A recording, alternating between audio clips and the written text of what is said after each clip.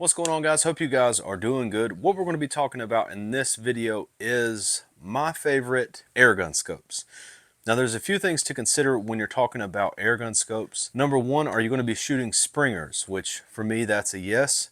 Number two, what are you going to be using the scope for? Number three, what's your budget? So if you're shooting a Springer airgun or an airgun with reverse recoil, like a nitro piston gun, a Springer gun, you're going to need a scope that can handle that kind of recoil. Now, they're specifically designed within the scopes. They have extra protection on the lenses for that reverse recoil of that spring. It's really that back and forth of that spring that destroys cheap scopes.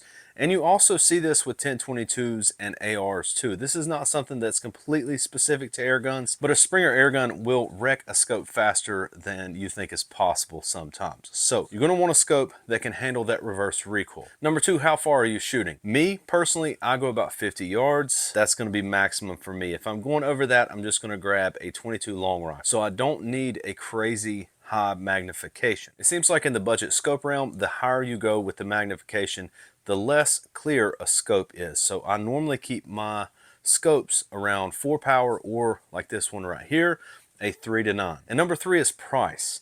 I'm hard on my gear, but I also like having a bunch of different things to shoot. So I don't want to be constantly moving a scope from rifle to rifle. So that's why I tend to stick with scopes for air guns that are under like the 150 mark. That's going to be tops. I don't have many scopes that are that expensive.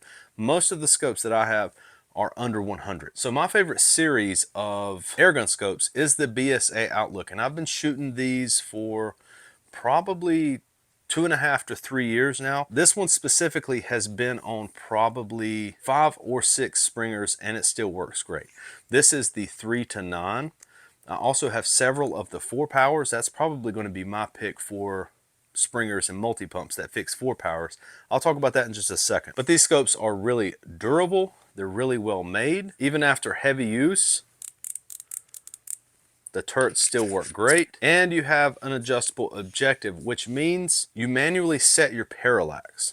So depending on the yardage that you're shooting, you can set your parallax to that yardage. That's going to be really helpful when you're trying to get a clear image through your scope. Now, why would you pick the variable zoom or the variable magnification over a fixed power scope? This 3-9 is one that I use on rifles that I'm hunting with. The fixed 4 power is the one that I use the most for target shooting. And my reason for that is I have an astigmatism.